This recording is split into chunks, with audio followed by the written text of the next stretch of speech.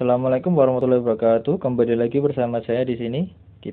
Kali ini kita membahas tryout ketiga TEU part kedua. Ya. Langsung saja ke soal nomor 11. Soalnya premis pertama Carrie tidak masak air atau malas. Premis keduanya jika Carrie tidak suka mie Aceh, maka ia bukan orang Aceh.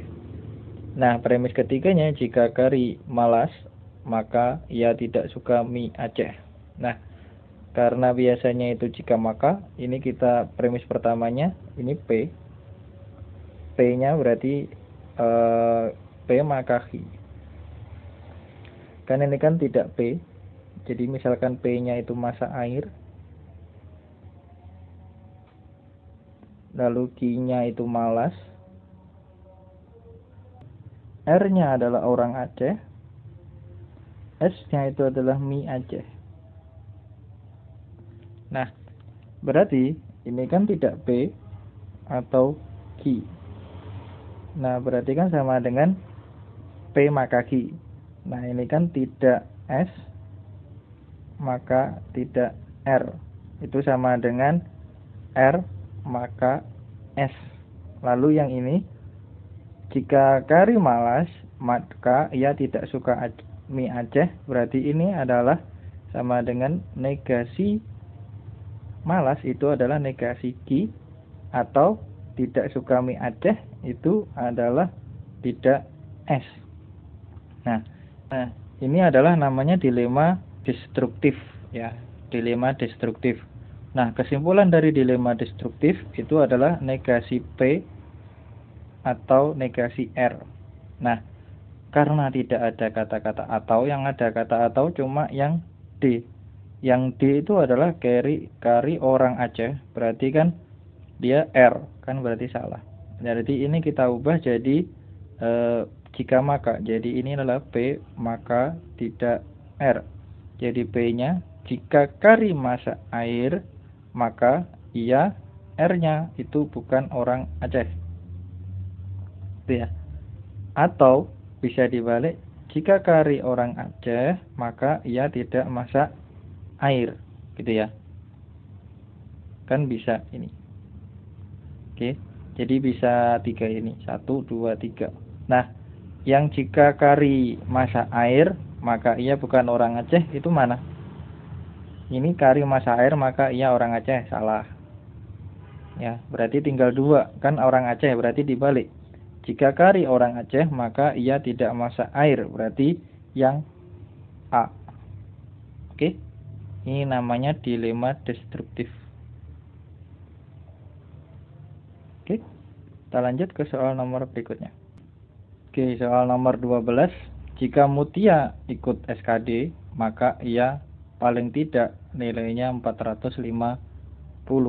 Jadi kita misalkan P-nya ikut SKD, lalu Q-nya itu lebih dari 450, paling tidak itu sama dengan lebih dari 450. Lalu R-nya itu adalah melamar di Kemdikbud. Lalu S-nya itu adalah lolos SKB. Gitu ya. Nah, berarti yang atas itu adalah P maka Q. Lalu yang bawah itu kan kata-katanya atau, berarti kita rubah jadi R maka Q maka S. Yang bawah itu kan jika tidak SKD, berarti jika tidak P, maka dia melamar Kemdikbud, itu adalah R. Nah, ini ekuivalen dengan P atau R. Nah, kalau yang ini namanya adalah dilema konstruktif. Berarti nanti kesimpulannya adalah Q atau S. Nah, kalau nggak ada ini berarti adalah negasi P, negasi Q, maka S. Kalau nggak ada lagi berarti negasi S maka Q. Gitu ya, berarti 3 ini. Ini adalah ekuivalensinya. Jadi harus diingat 3 itu. Oke, Kita cek dulu, Q-nya tadi adalah jika nilai mutia lebih dari 450, berarti ia lolos SKB. Nah, nggak ada ya. Jika nilainya kurang dari atau sama dengan malah, ini salah berarti. Kalau atau. Lanjut ke yang jika maka. Jadi, jika nilai mutia tidak lebih dari 450, ya, paling tidak kan berarti kurang dari 450, ya. Kurang dari 450 maka ia lolos SKB. Enggak ada juga. Berarti jika mutia tidak lolos SKB, maka nilainya lebih dari atau sama dengan 450, berarti yang C. Oke. Kita lanjut ke soal nomor 13. Soal nomor 13, premis pertama, semua tamu undangan harus memakai gaun saat pesta. Nah, ini bisa dirubah jadi jika ia tamu undangan, maka ia harus memakai gaun pesta. Nyonya Green mengikuti pesta tapi tidak memakai gaun, berarti negasinya Q. Berarti kesimpulannya adalah negasi P. Negasi P itu apa? Berarti ada tamu pesta itu yang bukan undangan. Ya, berarti peserta pesta itu bukan hanya tamu undangan saja, yang A. Oke. Kita lanjut. Oke, nomor 14. Cilok berangkat sekolah setiap pukul 7 pagi. Pada hari Senin ia berangkat dengan kecepatan 95 meter per menit dan terlambat 1 menit. Dan pada hari Selasa ia berangkatnya 105 meter per menit, lebih cepat 1 menit. Pada pukul berapakah Cilok agar datang tepat waktu? Ini prinsipnya kan jaraknya kan nggak mungkin berubah kan sekolahnya. Nggak mungkin dia sekolahnya maju atau sekolahnya tambah mundur. Berarti S1 sama dengan S2. S1 itu kan V kali T. V1 kali T1 sama dengan V2 kali T2. Nah, misalkan ini adalah V1, ini V2, ini T1, ini T2. Berarti kan datang tepat waktu misalkan T ya.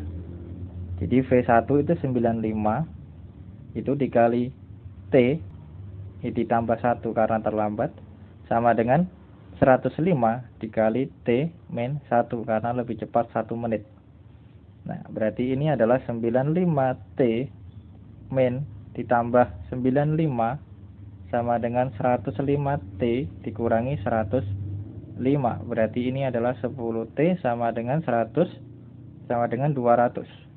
Berarti T-nya itu adalah 20 menit. Berarti agar tepat waktu berarti dia tiba di sekolah itu pukul 7.20. Jadi yang C. Oke, kita lanjut.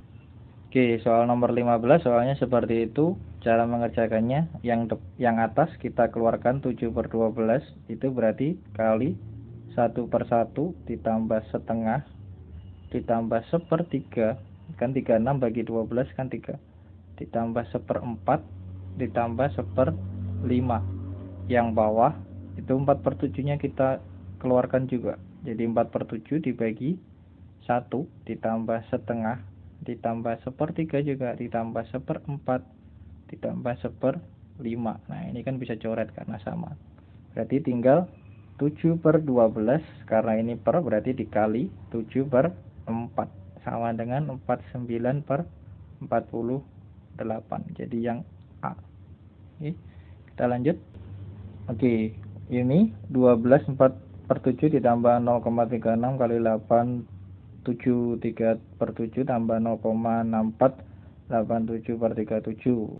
Kita gabung, kita kelompokkan. Ini jadinya kita keluarkan 87/3/7 dikali 0,36 ditambah 0,64, nanti ditambah hasilnya ditambah 12/4/7. Nah, ini sama dengan 87/3/7 dikali 1 ditambah 12/4/7. Nah, 3/7, 87 tambah 12 tekan 99. Nah, sedangkan 3/7 tambah 4/7 itu kan 1, berarti 99 tambah 1 itu adalah 100. Jadi yang D. Oke, kita lanjut. Oke, nomor 17. Ganesha membutuhkan 5 pemanggang dengan waktu 5 jam untuk memanggang 5 roti. Kan roti kan masuknya satu-satu. Berarti dia butuh 1 pemanggang, 1 roti, itu butuh waktu 5 jam. Nah, kalau dia punya 10 pemanggang dan 10 roti, kan berarti sama dengan 1 pemanggang, 1 roti. Ya, berarti waktunya tetap 5 jam. Berarti yang A. Oke, kita lanjut. Oke, nomor 18. 6 orang sahabat sedang makan di warung. Mereka duduk melingkar. Luffy berada tepat di kanannya Usopp. Nami dan Luffy dipisah satu meja. Lalu Nami berhadapan dengan Robin. Dan Luffy berhadapan dengan Sanji. Sedangkan Zoro berada di sebelah kiri Sanji. Mereka memesan minuman yang berbeda dengan ketentuan sebagai berikut. Nah, A itu minum jeruk, maka B minum degan. Jika C tidak minum boba, maka D tidak minum sundae. Jika F tidak minum teh, maka E tidak minum es puter. Jika E minum es puter, maka D minum sundae. Nah, ternyata E itu minum es puter dan A itu minum jeruk. Nah, andaikan A itu Luffy, maka minuman apakah yang diminum oleh Sanji? Karena A Luffy, jadi kita buat lingkaran. Jadi ini Luffy di sini. Luffy L ya. Nah, yang dari ke Luffy itu berada di kanannya Usopp. Berarti ini Usopp. Ini Usopp. Jadi B itu Usopp.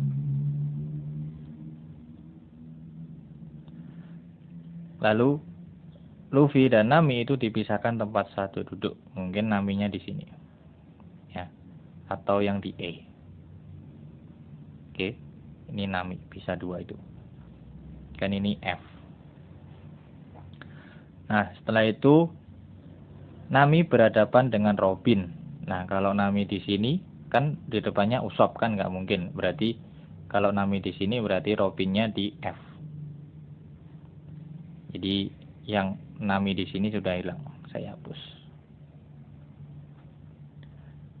Nah, Luffy berhadapan dengan Sanji, berarti yang di sini itu adalah Sanji. Satu tempat yang belum pasti Zoro di sini. Oke. Jadi A Luffy, B itu Usopp, C itu adalah Nami, D itu Sanji, lalu E itu adalah Zoro, dan F itu adalah Robin. Oke. Nah, E itu minum es puter. Nah, jika E minum es puter, ya jika E minum es puter, maka D minum sundae. Maka jawabannya Sanji itu pasti makan sundae. Berarti yang B. Oke. Itu aja ya. Soalnya ruwet. Kita lanjut ke soal berikutnya. Oke, soal nomor 19.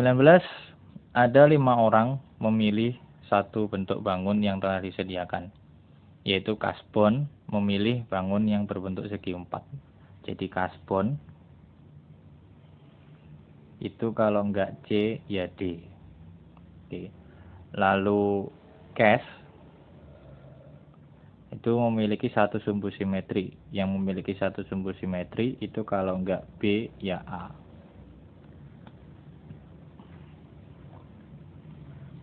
Lalu diskon itu memilih bangun yang memiliki sisi lebih dari 4. Berarti kalau enggak A ya E. Lalu top up itu memilih bangun yang memiliki sisi panjang sama. Berarti hanya A, top up. Yang A ini berarti hilang. Cash hilang, ini diskon juga hilang. Karena top up sudah A. Lalu tip itu bangun yang memiliki lebih dari satu sisi sudut.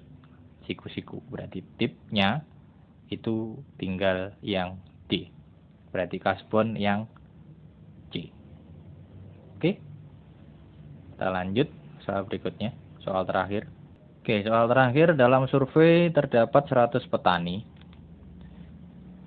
Rasio petani yang menanam padi dan gandum adalah 2:3. Jika 10 petani menanam keduanya dan 20 tidak menanam satu pun, tentukan banyak petani yang hanya menanam padi. Berarti yang menanam padi, jadi padi misalkan P, jadi gandum itu Q, berarti P gabung G itu sama dengan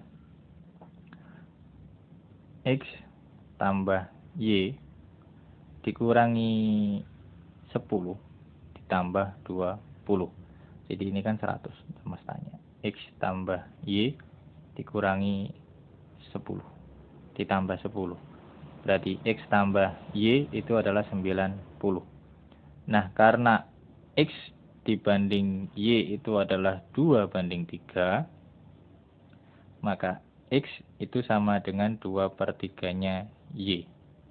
Nah, berarti ini 2/3 Y ditambah Y sama dengan 90. Berarti 5/3 Y itu sama dengan 90. Berarti Y itu sama dengan, ini coret sama ini 18. 18 kali 3 itu 54. Berarti X-nya itu sama dengan 36.